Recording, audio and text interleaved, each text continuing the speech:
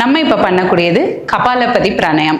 இந்த கபாலபதி பிராணாயம் நம்ம பண்ணும்போது நம்மளோட ரெஸ்பிரேட்டரி ஃபுல்லாக நல்லா கிளென்ஸ் பண்ணி கொடுக்கறக்கும், நம்மளுக்கு நிறைய பேருக்கு டஸ்ட் அலர்ஜி ப்ராப்ளம் இருக்கும், அதுலேருந்து ப்ரிவென்ட் பண்ணுறக்கும் இது ரொம்ப ஹெல்ப்ஃபுல்லாக இருக்கும். இதை எப்படி பண்ணுறதுன்னு பார்த்துக்கலாம்.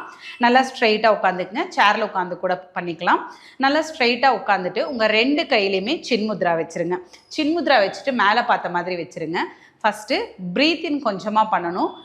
1 2 3க்கு கபாலபதி ப்ரீத் அவுட்ஸ் மட்டும் பண்ணணும். அதுக்கப்புறமா அதே போல் 5 கவுண்ட்ஸ், 7 கவுண்ட்ஸ், 9 கவுண்ட்ஸ் வரைக்கும் நம்ம இதை பண்ணுவோம்.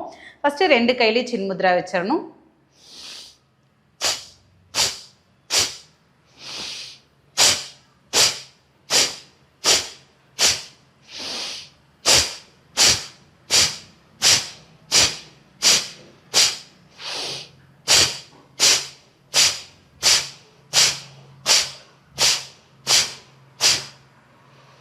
இதுதான் கபாலபதி பிராணாயாமம். இந்த கபாலபதி பிராணாயாமம் ஹை பிளட் ப்ரெஷர் இருக்கவங்க, லேடிஸ் கன்சீவாக இருக்க டைம்லையோ பீரியட்ஸ் டைம்லையோ அவாய்ட் பண்ணிக்கலாம்.